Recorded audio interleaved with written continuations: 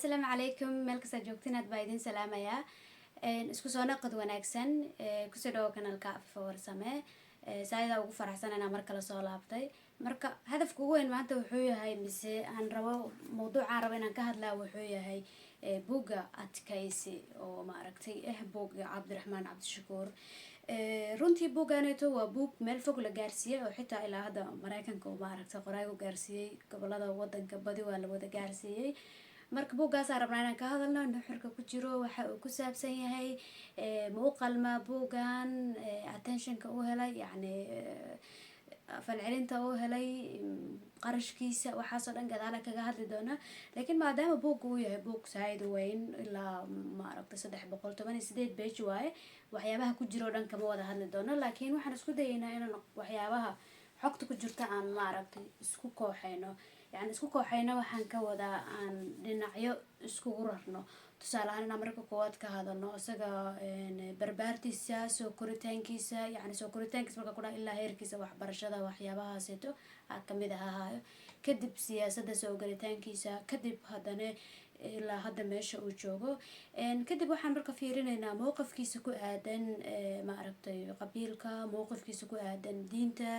sidoo kale waxaan fiiri doonaa Cabdiraxmaan iyo qoyska sidoo kale waxaan fiiri doonaa yani Cabdiraxmaan iyo fikradda hadda uu ka aaminsan yahay siyaasadda Soomaaliya iyo sidoo kale xisbiga wadajir waxyaabahaas oo dhan aan ma aragtay aan ka wada hadli doonaa buugan saan soo sheegay waa 318 page qaab wuxuu u qoran yahay sheeko camal ah ayuu u qoran yahay taas markii laga soo tagana sheekooyinka sheeko kasta mise dhacdo kasta taariikhdu ma ku xusno intaas kadibna waxaan ka hadli doonaa buugga dhaliilihiisa yani wax kasta oo qoran dhaliil waa leeyihiin dhaliil marka aan dhahaynana waxaan fiiri doonaa qaab hab qoraalkiisa waxaan fiiri doonaa dhaliil fikir waxaan fiiri doonaa yani emotionka ma aragtay negativeka mise waxyaabaha taraxtaga waxaas oo dhan aan ka fiiri doonaa dhaliishana waa qayb kamid ah dabcan akademiyada qayb kamid oo markii qofku wax qortid oo taqaantid sida loo qoro waa inaad sidoo kalena ma aragtay aad u furan tahay in wixii cagsi kugu aad aqbali karto dhaliisha marka aan ku dhahayana lama caayayo la dhihi maayo waxaanu yahay wixii lama dhahayo laakiin wax oo yani xog celin ma aragtay dhisid ah oo constructive oo hadhow qoraagas ma aragtay wax aga bedeli karo hab qoraalkiisa iyo fikirkiisa hadduu wax kala soo saarayo iyo sidoo kale in dadka kale dhaliisha si dabiici u qababa ay matalaad meesha ku helaan marka si guud aan u imaano buugga qaybihiisa koowaad ku saabsan soo koritaankiisa inta badan waxaan aaminsanahay mise si nooga dhaadhacsan dadka siyaasiyiinta maanta jooga inay yihiin dad nabadii kusoo noolaaday mise xilligii dowladda kasoo faa'iidooyinkaas soo arkay Cabdiraxmaan ma aragtay xilligii nabadda uu soo arkay wuuna soo joogay laakiin wuxuu cagsi ku yahay asagoo weli dhalinyaro oo 20 jir ah ayaa dowladii burburtay oo faa'iidooyin badan mise waxyaabo badan muusan kaga soo faa'iideysan dowladii ma aragtay xilligaas jirtay ee militariga ahay Cabdiraxmaan wuxuu dhashay 1968 ayuu dhashay dowladdu markii ay dhacday 90 marka qof iska 20 iyo waxaas jira ayuu ahay oo xitaa weli aan markaas jaamacad gaarin oo markuu isku dayay inuu xitaa jaamacadda gaaro oo jaamacadda xareysta jaamacadda uma soo bixin marka Cabdiraxmaan wuxuu ku dhashay magaalada Buulo Bardo ku dhashay xaafad Buulo la yiraahdo waxyaabaha cajiibka ah waxay tahay qaabka uu u sharaxayo xaafadii uu ku noolado iyo gurigiisa qaabka uu siyahay oo runtii hadduu qof maanta tago Buulo Bardo ay tagay inuu xaafadii xildhibaan ku dhashay oo soo helo way u sahlanaa doontaa kadib waxbarashadiisii iyo ma aragtay markuu dhameeyo dugsiga sare uma suuragelin inuu jaamacad aado sida aan soo sheegnay marka waxa cajiib ah inuu Cabdiraxmaan ka imaaday qoys hooyo iyo aabba inuu ka imaaday hooyaduna ahayd qof kaalin ka soo qaatay wadanka ma aragtay markii xornimada loogu diriraayo aabuhuna sidoo kale uu ka soo qaatay haddana uu ahay askari uu ahay dowladda u shaqeeya marka laba qof oo noocaas ayuu ka imaaday marka sheekada cajiibka ah waxay tahay uu ka sheekeynayo markii uu dugsiga sare dhameeyay mase uu xilliga militariga uu sameynayay waajibka ahay ayuu wuxuu leeyahay waxa mar saldhiga waxa looga dhigay ilaaliya looga dhigay saldhigu joogay habeen marka waxa imaado dhahaya askar fara badan gaariyaal fara badan soo socday marka xilligaasna waa markii dowladda Siyaad Barro ay ma aragtay ciidan aruursaysay ma aragtay gobolada waqooyi wuxuu leeyahay Cabdiraxmaan qoriga intaan iska tiirshaan cararay uu leeyahay hadhow markaan ogaado inay bahashu aysan ahayn barbaleen wax kale oo kacay aan soo laabtay laakiin waxa cajiib ah inuu markaas qof dhalinyaro ah uu ku fikirayo haddii dowladda la qabsaayo, haddii military qabsaayo, mise haddii qolo kala qabsayso inuusan qayb ka noqon, oo markii uu ogaado inay wax soo socdaan uu qoriga dhiga. yacni dadka qaar waxaa laga yaga qoriga ku dhagan in loogu imaani lahaa haddii lacala isbedel weyn wax dhacaya hadday ahaa, taasina ciqaabay ku noqon. laakiin markan qorigii unta dhigay uu ka tag, taas yacni saayidan uga helay. ciidankii markaas loo qaadaya waqooyina kamuusan maaragta qayb noqon, maadaama markaas uu ahay arday tababar cusub meesha ku joogo. wuxuu sidoo kale cabdiraxmaan ka sheekeyaha in markaasi waxyaabihii baraarugii islaamiga oo ururo badan oo islaamiyiina oo maaragtay baraaruga diinta dadka ku baraarujiya inay markaasi bilowdeen, oo xitaa uu qayb ka noqonayo ururkii maaragtay al-itixaad al-islaam. ururka al-itixaad al-islaam asalkiisa waxaa la aasaasay 1983 aa la aasaasay. cabdiraxmaan meesha kuma sheegin, laakiin si guud 83 la aasaasay. wuxuu ka imaaday mase isku uu ka dhashay laba urur oo urur waqooyiga ka jiray oo waxda la dhahayay. waxdadii markan iskhilaaftay qayb waxdadii ka mid ah iyo urur kaloo maaragtay al-ahli miyaa la dhahayay, mase qolo kalena jamciyaad waxaasay ku magacaabaan. yacni adigu koox kale oo koonfurta ka jirta labadaas isku darsanto maaragtay al-itixaad al-islaami samayso dad waaweyn oo maaragtay markii dambe al-shabaab xibno waaweyn ka mid noqda ururka markaas ku jiray. marka asaga dada ka dhaadhacsheen, asxaabtiisa ka dhaadhacday oo rabitaan asaga uu rabay mise danayn asaga uu daneeyhayay meesha uma suurta gelin. marka wuxuu saaid u dhaliilaa qaabkii ay wax u maamulayeen mise qaabkii ay dadka fikrada uga dhaadhacayeen, oo wuxuu leeyahay dadka waxaa laga saxaya diinta, laga saxaya caqiidada, laga saxaya. yani wax cajaa'ib qofkii caqiidada laga saxo. dabcan qof markii hore caqiida lahayo haddana caqiidadii laga sii saxayo, oo wuxuu leeyahay yacni qofka waxaa loo sheegaa mise laga dhaadhicinaa in xalka ugu haboon nolosha mise wadanka uu yahay islaamka, inuu yahay diinta islaamka inuu yahay. laakiin haddana wuxuu yiri looma sii sharaxayo sidee, sababtoo haddaan ku yiraahdo waxaana xaliyo waa inaa aqaano sidee loo isticmaalaa, sidee habkee loo mara, istaraatiijiyad nooceeya, yacni wada nooceeya. waxyaabahaas wuxuu yiri kuma sharaxayan, laakiin dadka waxaa laga dhaadhicinayo yiri xalku inuu yahay islaamka inuu yahay. laakiin qaabkee islaamku wax u xalin karaa lama baraynin dadka. taasina waa wado uu ku dhaliilayay dadkii xarakooyinkii iyo ma aragtay qof kasta oo markaas xarakii oo xarakooyinka la dhacsanaa. kasoo tag markii dowladdu burburtay suudaan waxbarasho ka helay. waxbarashadii suudaan wuxuu leeyahay yacni maskax badan ay iga bedashay, dad kala duwan aan la kulmay, reer waqooyi aan la kulmay, reer jabuuti aan la kulmay, lahjado kala duwan oo soomaaliyada dhexgalay, fikradihii awal ku jiraa sii bilaartay. laakiin weli arrintii islaamigu isma bedelin, oo markuu suudaan ugu imaaday islaamigu haddana wuu kusii badnaa. sida suudaan waxay xudan u ahayd yacni qolyihii islaamiyiinta, oo in la arkayo wadanka muslimka ah in dowlad islaam ah kaliya ay ma aragtay mise islaamka kaliya inuu xalka yahay. fikradaasa weli kusii weyneed uu leeyahay. haddana maleeshiyu aaday oo wuxuu leeyahay noloshu waa kasii duwan tahay, saayida usii casrisan tahay, waa dad muslin uu dhahay. haddana ma aragtay adduunyada kale wax ka bartay uu dhahay, oo xilaa markaas 99kii wax kasta isticmaalayaan qaab computer ay maaragtay ku sameynayaan. halka suudaan markaas haddii jaamacadda la diiwaan galinayo si manual ah yacni wax loo qorayo uu dhahay. kadib ingiriisku galay. ingiriiska markuu tagay jaaliyadii ayuu maaragtay xibin ka noqday. dadkii maaragtay qurba joogtii ingiriiska ahayd oo ururkii jaaliyadu qayb ka noqday. runtii dhaqdhaqaaq fiicanna markaas ka sameeyay, waana meesha siyaasadiisu ay kasoo bilaabatay. marka arrintaani waxay noo soo gelinaysaa hayaankiisa siyaasadda. asagu markii dambe meesha uu siyaasadda kasoo galaya waxay tahay urur waxaa jiray markii la aas-aasi rabay mase intaan la aas-aasin bashiraa jiray wada heshiisiinahoo dadka soomaalida ay sameeyhayeen. marka asaga maadaama uu marka jaaliyada qurba joogta oo markii ka tirsanaa weliba xubin fiican uu ka ahaa, wuxuu ka mid ahaa dad jaaliyada ingiriiska matalaya oo shirkaas soomaalida ku heshiihaysay ka qayb galaya. marka wuxuu dooxuu imaahaya uu shirkaas uga qayb galaya, shirkaasoo loo sii dharaandhirinaya mase loo sii diyaaraya inuu maaragtay shirka asbare ka dhacayay 7 September ilaa 14 September ka dhacay 2007 inuu qayb ka noqdo. shirkaasoo maaragtay qayb ka noqdo, shirkaasoo lagu aasaasi doono maaragtay isbahaysigii dib u xuraynta Soomaaliya oo ay la magac dareen Alliance of Liberation of Somalia. isbahaysigaas wuxuu ka koobnaa xubno kamid ahaa maxkamadihii, xubno sidoo kale kamid ahaa bulshada rayidka ah, iyo xubno qurba joogta oo maaragtay xildhibaanka u matalayo, iyo sidoo kale wuxuu kamid ahaa xubno ayagu isku magacaabeen inay yihiin baarlamaanka madaxa banaan oo Shariif Xasan oo kamid ahaa. intaasoo xubnood uu kamid ahaa. isbahaysigu marka hadaf gooniyay lahaayeen oo hadafkooda wuxuu ahaa in dowladda Soomaaliya ay tahay dowlad la gumeysooyo Ethiopian gumeysooyo sababtoo markaas ciidanka Ethiopian oo maxkamadihii la dagaalayay meesha joogay oo ma aragtay waa in laga saaray dhahaan Ethiopia meesha isbahaysigu sidaas oo dowladii kale oo ma aragtay Allah u naxariistay mudane madaxweyne Cabdullaahi Yuusuf Axmed oo hogaaminayeen way ka soo horjeedeen isbahaysigu marka waa qoli waxay ahaayeen qabiil kasta meel kasta Soomaali kamid ah ay ahaayeen isbahaysiga iyo dowladii ku meel gaarka ah wada heshiisiina markii daba dhacayso Cabdiraxmaan wuxuu ka mid noqday guddigii wada hadalka la furayo wuxuu ahaa Ethiopia waa inay ka baxdo Soomaaliya marka Cabdiraxmaan wuxuu qayb weyn ka soo qaatay qayb lixaad ka soo qaatay inay Ethiopia ka baxdo xilligaas wadanka Soomaaliya inay ka baxdo dabcan dadkii Soomaalidii xilligaas Muqdisho ku nooleed joogay Ethiopian waxay sameeyeen way og yihiin hagardaamada dhibaatada Ethiopian ay sameeyeen Cabdiraxmaan Cabdishakuur marka wuxuu kamid ahaa dadkii juhdiga badan wax ka galay guddigii wada hadalada wax ka galay in Ethiopia meesha laga saaro markii dambe waata Ethiopia ay meesha ka baxday kadibna waxa xilka madaxweyne noqday wadanka ka noqday Sheekh Shariif meesha ka noqday marka waxyaabo badan wuxuu ka sheekeynaa doorka Eritrea ka ciyaaraysa oo xitaa Eritrea wada hadaladaas in Ethiopia wada hadal lala galo oo meesha laga saaro way ka soo horjeeday laakiin Eritrea waxay markaas rabtay in hubku uu iska socdo oo lala dagaalo ilaa iyo meesha la gaarsiinayo sababtoo Eritrea markaas kama aysan fiirinayn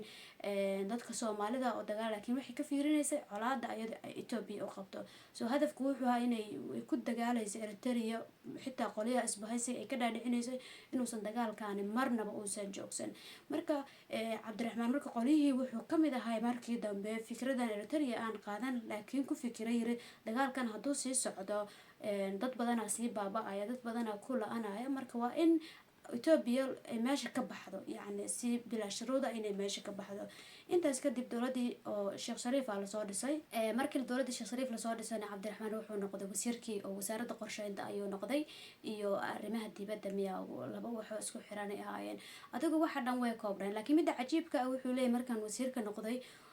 waxaan helay email idahaysa waxaad soo qortiin performance-ga mise waxa aad sameyseen wax qabadkeena si mushaar la idin siiyo marka wuxuu leeyahay saayidan wala tacajab in dowladdu ay mushaarka ka qaadanaysa UN-ka ay mushaarka qaado xitaa markaas dowladdu canshuur maysan haysan il dhaqaale maysan haysan shaqaalaheeda xitaa kasoo bilow madaxweyne ilaa agaasime hadii waxaas oo dhan wuxuu ka imaahayeen shisheeye lacagtana ma badnayn wuxuu wasaarad kasta $12,000 la siinay $12,000 wasaarad la yiraahdo bishii shaqana ku qabta mushaarna ka dhigta yani saayid iskaga yareed intaas ka soo tag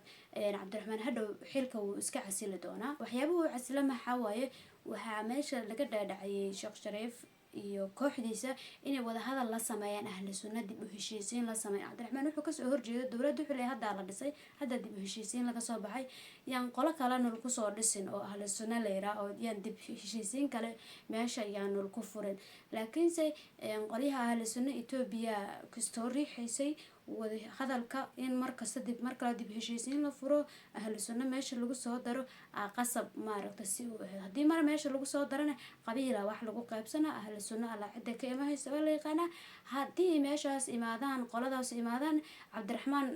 shirkiisa waxa ka wada kursigiisa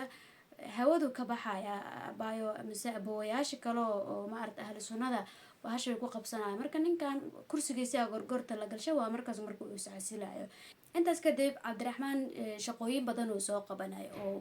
mararka qaar la taliyayaashu ku jiray mararka qaar wuxuu ku jiray qolada ma aragtay madaxweynaha scriptigiisa waxa uu dhahayo shirka ka dhahayo soo diyaariya ayuu ku jiray yani doorar badan ayuu ma aragtay soo ciyaaray ilaa markii dambe uu isku soo sharaxo madaxtinimada uu isku soo sharaxo ilaa dhowr jeer markaan aan ognahay marka taariikhdan dambe aan la ogyahay saas uma sii gudagalayno waxaan ka hadlaynaa xisbiga wadajir oo hadda jiro iyo waxaan ka hadlaynaa iyo xisbiyada kale Cabdiraxmaan wuxuu sheegay in dhowr jeer xisbiyada kale hadba ay isku biiraan laakiin xisbiga wadajir marnaba kumausan biiraynin xisbiyada kale oo ma aragtay sameysana isbahaysiga sameysana sababta uu ugu biiraynin waxay ahayd yani in xisbiga wadajir mabda cayiman uu leeyahay, in xisbiga wadajir uu leeyahay meesha uu socdo go-aan ka go-aan uusan leeyahay, uusana doonayn inuu ku milmo xisbiyo kale inuu ku milmo. waana inta aan aragnay inta badan xisbiyo kale waa isku milmaan, laakiin xisbiga wadajir markasta uu gooni u yahay. marka maalin waxaa jirto arrin uu Cabdiraxmaan Cabdishakuur uu ka hadlaayo oo wuxuu soo basti garaynaya uu leeyahay wasiirkii hore ee maaragtay gaashaandhigga in uu ma aragtay la kulmaayo Hakan Fidan iyo inuu la kulmaayo Erdogan inuu la kulmaayo ayagoo ma aragtay wasiirka arrimaha dibadda oo Soomaaliya ay joogaan. yacni hadal noocaas uu soo qoray, laakiin uu haddana wasiir Nuur uu kasii falceliyay. marka dagaalkaas uu dagaal badan u kacshay, laakiin dan waxaan ogaaday hadda buugga dhexdiisa waxaan ka ogaaday dagaalkaas meesha uu kasoo bilowday sanadkii 2017 December markii la weerarayay Cabdiraxmaan gurigiisa. markii la weerarayay Cabdiraxmaan wuxuu buuggiisa ku sheegay dadkii ugu badnaay oo ma aragtay wuxuu ahaa markaas Nuur ku-xigeenka nisa ayuu ahaa. dadkii markaas arrinta ugu badnaay oo in la weeraro markii laga soo tago madaxweynaha iyo markii laga soo tago oo ay korkaas ka imaato ayaguna dhaheen arrinta lamaana socon, laakiin dadkii sida shaqsiga usoo weeraray ay ahaayeen wuxuu leeyahay Sadaq John iyo wuxuu leeyahay ilaahay u naxariisto Farxaan Qaroole iyo wuxuu Saaiid u tilmaamayaa Nuur. yacni saddexdaas dadkaasi inay ahaayeen dadkii markaas la adeegsanaya ayuu leeyahay. marka dan waxaan ogaaday dagaalku oo Nuur iyo Cabdiraxmaan inaysan ahayn dagaal hadda bilowda, laakiin dagaal mar hore oo bilowda ay ahayd oo Cabdiraxmaan leeyahay yacni inay dadkaasu xitaa iqaarijiyaan inay isku dayeen iyadoo la adeegsanayo. taas kaba soo tag wuxuu Saaiid ugu dheeraaday Cabdiraxmaan Cabdishakuur farmaajo Saaiid ugu dheeraaday inuu farmaajoon weligiis wadanka imaanin kamid ahayn dadkii wadanka dhaqdhaqaaqyada kala duwan ka sameeyay, hadday noqoto dhaqdhaqaaq waxbarasho, hadday noqoto biyo gelin, hadday wax kala noqoto dadkii aan wadanka qayb kasoo qaadan ilaa lagu muddadii burburka inuu hal mar inta dhus soo dhaho uu noqdo wasiirkii ma aragtay ra-iisul wasaaraha inuu noqdo. arrintaas ka hadlay arrintaas markuu ka hadlay markuu wuxuu soo xiganaya sheeka farmaajo oo sheegay farmaajo marka wuxuu leeyahay anigana Soomaaliya aado kuma aanan fikiraynin haye, laakiin nina wuxuu yiri war ma Soomaaliya u socotaa. markaasaan ku warmay Soomaaliya uma socdo. markaasuu dhahay ninkii war riyaan kugu arkay riyo nooceeya, waxaan ku arkay adoo lacag sito oo buur taagan. markaasaan waxaan ku leeyahay warniyo lacagta wixii ka sii. markaasaa waxaad tiraahday war lacagta adiga ku sii maayo dad badan oo baahana xagga joogo, dadkaas baahan ma ujeedid miya dadkaasaan siiyaa. markaas oo riyadaas la ii sheegay farmaajo sheekada sheegayo farmaajo wuxuu markaasaan kastoo ku fikiraan iraada waa laga yaabaa inaan Soomaaliya aado meesha dad badan oo dhibaataysan jirta. kadib farmaajo wuxuu leeyahay waxa Sheekh Shariif aan kula kulmay New York. Sheekh Shariif wuxuu yiraahday ra'iisul wasaare Mareexaan la raadinayo Mareexaan la rabaa in saaxadda siyaasadda lagu soo daro hadda adigu ku haboonaato 10 maalin gudahooda kugu soo wacaynaa haye 10 maalin gudahooda waa lagu soo wacay Muqdisho imaam. markaas farmaajo wuxuu leeyahay Muqdisho hal qof oo aan ka waco oo aan hebel iraahdo maysan jirin wuu imaado. marka Cabdiraxmaan Saaiid wuxuu aga xun yahay asagoo dawladii wax ka soo dhisay ururkii isbahaysiga ku jira wada hadalkii soo galay qayb weyn ka qaatay in Itoobiya meesha ka baxdo in ma aragtay farmaajo hal mar hawada inta ka soo galay meesha ra'iisul wasaare ka noqdo. yacni ayagoo joogaan qolobad dad badan oo kamid yahay dani ay kamid yihiin yacni qolob badan oo Cabdiraxmaan asxaabtiisa markaas ay la jeclaayeen inuu ra'iisul wasaaraha noqdo maysan dhicin. intaas kadib wuxuu Cabdiraxmaan Saaiid uga hadlayaa arrintii badda gadatay. waxyaabaha cajiibka waxay tahay anu markaan oo Cabdiraxmaan badda gatay aan maqlaayo igu horeysay 2013 waxaas inay ahayd u maleynaa ilmahaas ka ahay dugsiga dhexe waxaasan markaas aan dhiganayay. laakiin markii la yiraahdo ninka badda gatay Saaiid aa la tacajabi jiray markasta markaan arko. marka mar 15 miya mar ahayd waxa arka wareysi laga wareysanaa Cabdiraxmaan Cabdishakuur TV-gu ahaa ma ogi qolkan soo gala marka asagoo lagu saas u kor saaray inuu wareysi baxaayo qofku sii hay xitaa ma warkiya dhageyso ogaa ninka badda gatay inuu yahay. marka warkiya markaas sii dhageysta yacni jumlooyin markaas sheegay Saaiid aga hela. markaas waxaan isiraado qofkan soo hadlayo soo badda u gatay ilaahay amarkiis waliga horta ma aaminin inuu baddaas arrintaas uu gatay. haddana dadkii ugu badnaa markaas inay aaminaan waa kamid ahaa sababtoo markaas dadkii cayaalka ahaa. marka arrinta baddu ka hadla wuxuu leeyahay waxa la yiri leeyahay waraaqda saxiix. waraaqda markii la saxiixayn la iskama saxiixin leeyahay laakiin wada tashi la sameeyo yiraahdo waxa la wada tashi la sameeyo yiraahdo dad badan oo caalami ah yacni lawyer caalami ah dadka xitaa wadatashiga waxaa lala sameeyay waxaa kamid ahaa garsoorihii oo markaas garsoore oo ka tirsan oo ICG-ga ka tirsan International Court Justice ka tirsan oo la yiraahdo Cabdiqawi Axmed Yuusuf aa lala tashaday xitaa oo yiri waxba problema ka imaanayso marka la saxiixay. Si guud heshiisku wuxuu ku saabsanaa in Soomaaliya iyo Kenya ay xuduudka badda ku muransan yihiin murankoodana ayagu ay xalinayaan. laakiin wuxuu leeyahay BBC aan waraysi siiyay aan u sharaxay arrinta mise heshiiska aan saxiixay, laakiin wuxuu leeyahay dad markaa siyaasiyiin oo aniga rabay inay dhabar jabin igu sameeyaan mise ay rabeen inay aniga magac xun ii sameeyaan warkii inta la waraysta ayakana dhinacyo kale la aaday. laakiin kadib wuxuu leeyahay markii hadhow badda Soomaaliya ay ku guuleysanaysay oo ay aga guuleysanaysay maxkamadda caalamiga, waxyaabaha ugu muhiimsanaa oo aasaaska u ahaa waxay ahayd heshiiskaas aan saxiixay. heshiiskaas hadduusan jiri lahayn wax la guuleysan lahaa ma aysan jiri lahayn. Number 1 heshiisku wuxuu cadeeyay inuu meesha muran ka jiro. Kenyana waxay isku dayaysaa markii dambe murankaas inay qalado ay qarayso oo ay tiraahdo meesha wax murana kama jiraan. xitaa Kenya mar waxay isku dayday inay tiraahdo meesha muran kama jiro, dadka kale oo wala muransanaan meesha ma joogaan, sidaas darteed waa in la siiyaa badan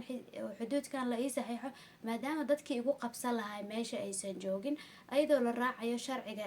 qofku ugu qabsata meesha ma taalo. laakiinse wuxuu leeyahay heshiiskaas wuxuu cadeeyay inuu meesha muran ka jiro, murankana la xalay. heshiiskaas dartiisa ayay Soomaaliya ku guuleysatay, ayuu leeyahay dooda ugu guuleysatay. si guud intuu siyaasadda ku jira hagardaamooyin waxyaabo badan oo dad kala kulma jiro. mar loo ballan qaado in ra'iisul wasaare laga dhigayo oo Farmaajo u ballan qaado haddana uga baxo, isla markii oo Xasan Cali Kheyre haddana oo u ballan qaado in wasiir laga dhigayo, waliba wasiir arrimaha dibadda mise wasiir gaashaandhigga, haddana ay uga baxayaan. waxyaabahaasi uu ka hadlayaa. marka si guud aan ugu imaano mowqifkiisa qabiilka ku aadan. xaqiiqatan waxaa cajiib ah buuggu marka uu bilowday ilaa marka uu dhameeyay in uu isku dayayay inuusan qabiil kale hadduu qof u culoobayo mise uu qof dhibaato ka tabanayo si toos oo uga hadlayo, laakiin wuxuu saayid iskaga ilaalinayay inuu cid qabiil hebel inuu fuulo oo qabiil hebel uu ku dhagay saayid uu iskaga ilaalinayo. taas saayid uga helay. arrinta kale oo jirto markii oo ururkii mise isbahaysigii markay aasaasayeen xitaa saayid ay uga soo horjeedeen nidaamka 4.5 ilaa markiina asagu uu kasoo horjeeday. waxyaabaha aan ka arkayno inuu xisbi wada jir uu leeyahay taas tusaale kaaga sii marka la yimaado fikradda uu ka haysto nidaamka guud, siyaasadda guud ee Soomaaliya. waa qaab cajiib oo runtii anigu aanan la dhacsanayn. sida kale Cabdiraxmaan waan qof u arkaa in siyaasadda Soomaaliya maanta joogto inay tahay siyaasad qolo danleey oo elite ay maamusho. haddana kaaga sii daran wuxuu saayid u aaminsan yahay in ilaa elitekaas ay isqanciyaan oo iyagu isqanciyaan maahan aan shacabka hoos loogu soo daadegin oo aan shacabka loo soo gudbin. fikrad uu asal aaminsan yahay inay tahay ma ogi, laakiin buuggiisa waxaa ka aqrisanaysaa inuu markasta diiradda saarayo dadka siyaasadda markaan meesha jooga qabiilada matala inay kuwaas isqanciyaan, marka iyagu isqanciyaan loo gudbo dhinaca kale loo gudbo, shacabka kale loo gudbo. taasina waa nidaam fadhiida oo anagu haddii dadkii markii is aasaasay wadanka aasaasay hadday weli ayagu isku dhiidhiibaan dadka kale goormay fursad helayaan? weligood ma helayso. midda kale oo aan la sii cajaa'ibaya waxay tahay mar uu leeyahay markaan oo meesha lagu soo daraayo ahlu sunna wal jamaa marka meesha lagu soo daraayo si saayid uga xun yahay. uu leeyahay madaxweynuhu waa inuu nagala tashado, inuu wada tashi mise wada heshiis inuu la furto ahlu sunna iyo in kale. sababtoo anagu waxaan dadkii dawladda wax ka soo dhisay, maadaama aan ahaanu dadkii dawladda wax ka soo dhisay waxaan xaq u arkay ayuu leeyahay in layga tala siiyo wadanka meesha u socdo iyo masiirkiisa. laakiin haddana wadanka waxbaa ka soo dhistay, juhdi waa soo gelisay, laakiin markasta madaxweynaha talada haayo dabcan maskaxdiisa iyo madaxiisa iyo dad kale talooyinkiisa mararka qaar inuu ku shaqeeyo wax iska normal in dadka lagu tixgeliyo qofkan waxa uu soo dhisay waa caadi. laakiin haddii markasta la yiraahdo qofkan waxa uu soo dhisay fikirkiisa hala fiirsho, oo haddii qofkii aan fikirkiisa la weydin oo qofkii xanaaqane waa dhibaato kaloo meesha taalo. Taasina waa nugeyl naga maqan anaga meesha oo dadka siyaasadda noogu jira ka maqan, in markii aan talo la siin mise kursigaan wadar uu qofkii isxanaajiyo is yiraahdo meesha ma aragtay ma talo lagaa siin inuu qofku siyaasadda Soomaaliya kalima qof dadka badankood Soomaaliya meel kasta markay joogaan qof waxaa leedahay waxaan wax ka qabo markaas uu leeyahay markii hore aniga qayb la igama siin, markii hore talo la igama siin, taladeedu waxaan ku dhacan marka ma faragashay. yacni waxyaabo waxaa jiro mararka qaar ay tahay inaad wax ka dhisto aad wax ka riixdo ama talaha lagaa siin mise yaa lagaa siin oo la ajriga kaliya waxaan inay dhismaan bis inaa u fiiriso, laakiin aadan u fiirin codka adigu aa ku leedahay qaybta adigu aa ku leedahay. haddii wadankiyo gubaaya aad tiraahdid bulshadii halaysan aad tirahdid ha anigu bulshada caawima waxba u taran sababta oo siyaasadda kuma jiro, yani taasi waa problem. dadka siyaasadda ku jiro dadka kuraasta kaliya haysta inay wax xaliyaan mise ay shacabka wax u qabtaan ma ahan. dadka xitaa banaanka ka taagan mas-uuliyada qofkaas meesha ka saaran. marka warka qaabka u wada waxaa waaye aan saayidka aga murugaya waxaa waaye dabcan xilligaas midha ku fikiraayo maanta kuma fikiraayo inuu leeyahay aniga wadanka dib u heshiisiintiisa hebelowgiisa waxbaan kasoo qayb qaatay waa in taladiisana la isiiyaa inuu dhahayo. taasna ma aragtay si tooso aan u leeyahay si fiican ugamaana helin. yacni buugga inta aqrinaysa waxaa ka fahmay inuu qoraayo waha qof xisaabaadkiisu ay isku maaragtay ay iskugu dhudhufsanaayeen mararka qaar waxyaaba qaar uu sii saadaalinaya haddana ay maaragtay ay dhacaayeen. yani taas waxyaabaha ayagana aan ka helay ka mid tahay. diinta runtii waa qof markii uu yaraaba ururadaas kusoo biiray ilaa markii uu weynaadana la falgalaya, laakiin waxaa cajiiba in mar dambe la yiri la gaalaysiiye laga saaro saaxadda. marka taas kusii dheeraama laakiin qodob muhiim uu sheega jiro oo runtii aan jeclaalaha dadka Soomaaliga inay maarta fiiro gaar u yeeshaan. wuxuu leeyahay qofka siyaasiga ah in la dabagalo bulshadu ay dabagasho way u samaysantaa. bulshadu way dabagashaa siyaasiga laakiin wadaadka lama dabagalo, culimada lama dabagalo. culimada wuxuu yiri inaan la dabagalin oo aan la raadin uu yiri qaladkooda iyo xumaantooda oo aan la xisaabtamin uu yiri waxay ka dhigtaan inay u muuqdaan uu yiri wax quraxa inay u muuqdaan uu yiri. siyaasigana waxa xumaatada ka dhigaya maxaa waa dabagalku yiri. waxa kaga sii daran uu yiraahday culimada mise wadaadada qaarkooda dabcan kulligooda ma ahane waxay ka faa'iideystaan uu aaminaadaas bulshadu siisay because bulshadu waxay tiraahday waa sheekh waa wadaad kitaabka alluu naga yaqaana axaadiistuu naga yaqaana waa loo laab furnaaday, laakiin ayagu way sii marin habaabinayaan dadkii way sii manipulate garaynayaan. oo wuxuu tilmaamaa culimo dhowr ah oo qodobo uu sheegay wuxuu leeyahay qodobkaas kamaysan hadlin oo leeyahay oo maantaas dhacday oo hebel iyo hebel uu yiri, laakiin waxay ka hadlayaan qodobkaan ka hadlayaan oo anigu aan iri wayna gaalaysiinaan. markii aan iri yiri aan wada fariisano aan kitaabada aan iskula soo baxnana way ka gambadeen uu leeyahay bahashaas. marka haddaad fiirisid si guud markii fikirka Cabdiraxmaan laga soo tago si guud aad fiirisid dadka Soomaaliga dadka ay ma aragtay wax u dhiibtaan mararka qaar siyaasiyiinta ma ahane waa wadaadada. yacni waxaan ka wadaa halaha lacag loo dhiibo wadaadada iyo culimada loo dhiibo mararka qaar siyaasiyiinta looma dhiibo sababtoo dadka ilaa hadda inay canshuur bixiyaana ku adag oo dowladdu habab kale lacagta uga qaado adeeg lacag kaga qaado waxyaabahaas lacag kaga qaade, laakiin lacaguhu shacabku ay sida qalbi xaarnimada ay ma aragtay wadaadada iyo culimada ugu dhiibaan siyaasiyiintu isas uguma dhiibaan. yani siyaasiyiin haddii lacag loo dhiibay ganacsato iyo dadka kale oo dan kale, laakiin dadka shacabka ah dadka ay aaminaada qarashka waxaas ay u dhiibaan waa kii. marka wuxuu leeyahay Cabdiraxmaan Cali Shakuur siyaasiyiinta waa la dabagalaa le sidoo kalena wuxuu leeyahay wadaadada hala dabagalo le sababtoo mararka qaar waxay sameeyaan manipulation ay sameeyaan mararka qaar dadka way si kale u maamulaan oo maamulid qaldan ay ku sameeyaan fikirka dadka dhinac aan loogu talagalin ma dhinac kale u jiheeyaan. intaa kadib marka uu nimaano asaga iyo qoyska waxyaabaha horta tacajibka waxay tahay intuu buugga ka hadlayo wuxuu inta badan diirad saaraya siyaasadda oo arrimaha qoyskiisa iyo uu ka gaabsanayay, laakiin waxa tacajiba waxa waaye xiriirka hooyadiisa kala dhaxaysa qaabku hooyadiisa uga hadlayay. yani anigu saayida waxa waa aaminsanahay qof kasta Soomaali ah waliba wiilasha ah Soomaaliga inaysan hooyooyinkooda wiilal xiriir fiican hooyooyinkooda la leh waa jiraan, laakiin intaan arka anigu dad badan oo hooyadood xiriir fiican la lahayn waa arkay kaliya hooyo seeta xaalada ka waran fiicanta way dhahaan, laakiin mararka qaar hooyadooda si hoose oo lama wareystaan yani gabdhuhu sida ay sameeyaan uma sameeyaan. cabdiraxmaanna taas wuu sameeyey ma dhahay oo wuxuu leeyahay saayid u qirana u leeyahay maadaama 5 wiil aan ahayn waa iska kala tagnuu leeyahay qoloba meelay iskaga kala nooleed uu leeyahay haddana wuxuu saayid u qirana wuxuu leeyahay hooyada anoo ka fogay dhimato leeyahay waa dayacay uu leeyahay ereygaas uu isticmaala yani waxa cajiibka ah qofka Soomaaliga ah xitaa hadduu dayacay waalidkiisa inuu qorto way adag tahay uu yiraahdo waan dayacay bulshadu xitaa hadday og tahay muu qiranayo qofka Soomaaliga laakiin cabdiraxmaan ayadoon dayac ahayn oo xaalad amni ay jirto oo dhahayo xaalad amniya jirtay umaanan imaan karin meesha ay ku noolaad meel waxay ahayd dadku kala ku badnaayeen maaragtay la igu dili karo uu leeyahay hooyada iima ogolaan inay igu imaato yani inaan ugu tago meeshaas ayada ii imaanaysay laakiin haddana wuxuu leeyahay waan dayacay hooyada geerideeda lamaanaj yani taas saayida agaan inuu qofku qarto booskii mase meeshii laga rabay oo waalidka uusan u buuxin laakiin qof kasta Soomaali marka aad fiirisid wuxuu isku muujiyaa uu matalaa inuu mukamaal u yahay waalidkiisa inuu hooyadiis mukamaal u yahay aabihiis mukamaal u yahay laakiin qof kasta hadduu hooyadiis aabihiis mukamaal u lahaayeen hooyo aabo daruufaysan adduunyada ma taasho so marka waa inaan qarano mararka qaar sida waalidku ma qartaan inaysan ilmahooda mukamaal u ahayn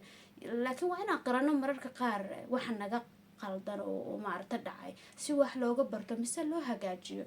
intaas kadib ani buugga saayid wixii xiisa gelinaya maadaama meel aan cilmiga siyaasadda aan haddana barto haddana cilmiga xiriirka caalamiga barto oo qaybta badda iyo waxaas saayiday muhiim iigu ahayd yani saayidan ula jaan qaadaya haddana maaragta Soomaaliya iyo maaragtay dib u dhiskeeda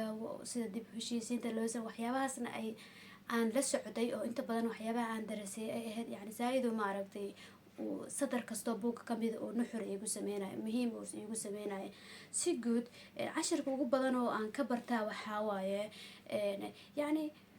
meesha fogoo laga keeno wadanka meel fogaa laga keeno meel dhow ma laga keenin anaga marka maanta way noo sahlan tahay inaan dhaliilno qof xasan sheekh maxamuud madaxweyne farmaajo sheekh shariif inaan dhaliilno laakiin markaa fiirisid wadada lasoo maray samir ay baxsheen dadkaas yani halyaayo aan dhihi karaa yani maanta waa aqoonsamayna anaga waxaa u aragnaa been lama rabo shacabku tuugay u arkaan haddii runta laga hadlo laakiin sani buuggan markay aqrinaya waxyaabaha ay sameeyeen juhdiga ay galsheen inay isku dayeen markasta in wax la xaliyo wada hadal yani waxaan dareemay in dadka Soomaaligu ay yihiin dad bisel wada hadlaya wada hadal wax ku xalaaya meel iskugu tagaayo laakiin fikirkaas awal baan ka haysan buuggan ka hor waxaan aqriyay buug uu qoray Cabdiweli Gaas waxyaabo waxa jira meelo qaar shirar qaar ay labadooda ka wada hadlayaan jira laakiin kuma sii dheeranayo buugga Cabdiweli si gooriyahan uga hadli doona laakiin meel shactaraaya jirto saa markii dhow soo sheegnay Cabdiraxmaan wuxuu soo noqday wasiirka qorsheynta isla wasaaraddaas aan jeclahay inay tahay inay wasaarad kale inay tahay umaleynaayo buugga Cabdiweli waxaan xasuustaa markuu leeyahay wasiirka qorsheynta la iga dhiga marka wasiirka qorsheynta laga dhiga Cabdiweli wuxuu leeyahay waxaan xasuustaa uu leeyahay wasaaradda qorsheynta waxaan kombiyuutaradu ebergihiin wax ku qoran aysan jirin oo leeyahay oo hal document xitaa aysan ku jirin laakiin markaan Cabdiraxmaan noo sharaxayana dabcan waa wasaaradiisii intaas ka soo tag fiidiyogu isku qaqasan yahay waa ogahay buugga arrimuhu ka hadlaya isku qaqasna aan dhaliilaha buugga u imaano dhaliisha koowaad horta buugga aan sii hayo ayaa waxa ay tahay meelo waxaa jiro mawduucyada tiradii ka batay yani mawduucyo la isku xirxiri karo oo hal koox laga dhigi karo waxaa laga dhigay mawduucyo kala duwan sida mawduucyada hawo iyo hungoobid beejka 122 eed iyo aarsi 129 dagaal hadaf himil yani mawduucyada noocaas hal ciwaana loo yeeli karo waa la isku qaban kara yani in la kala jabsho ma ahayn tusaale kale qaybta uu badda kaga hadlayo mise qaybta uu kaga hadlayo weerarkii lagu sameynayo December 2017 yani taasna waa la isku keeni kara yani mawduucyada marka waxa jirta buugga mawduucyo tiro badan oo tahay ayadoo mawduucyada la isku keeni karo qaybo la iskaga kala dhigi karo si qofka aqristaha ah ay ugu fududaato xasuusto ay ugu fududaato mid kale dhaliisha kale oo buugga waxa jirto mararka qaar ciwaanka iyo nuxurka aanan meelaha qaar yani meel kasta ma iskalama helayn oo ciwaanka meesha ku qoran marka aragtid waxa raadinay macno u dhigma aan ka weeyahay taasina waxa keenaysa mawduucyada tirada badan oo ma aragtay buugga la siiyay laakiin hadii hal ciwaan oo weyn la sameyn lahaa nuxurkana lagu hoos qori lahaa caadi ahaaleed. laakiin hadda waxaa imaad mawduucyo badan in la qoro ciwaanada qaar ay nuxurkii ay rabeen aysan sidan, laakiin nuxurkii ciwaankan u lahaa ciwaan kale ku hoos arko. yacni waa dhaliisha aan ayadane aan buuggan u hayo. si kale buuggu kiyuu yahay, inkastoo buugga $20 joogaa keligiisna ma ahan, buugaag badan hadda xitaa buug kale oo soo baxay raad reeb miyuu ahaa, buugag badana waxaa jira soo baxay oo $20 kiiba la dhahayo. siyaasiyiinta buugaagta qoraysa horta ha kala cadeeyaan, ma siyaasi kale u qorayaan buugga oo $20 bixi karo, mise waxay u qorayaan qof maskiin oo ardaya. yacni anigaba iska wadaaya ardayga rabaa jaamacadda dhigto oo 21 sano 22 sano jiro oo raba inuu buuggan akhriyo, raba inuu wax badan wadankiisa ka ogaado, iyo Cabdiraxmaan Cabdishakuur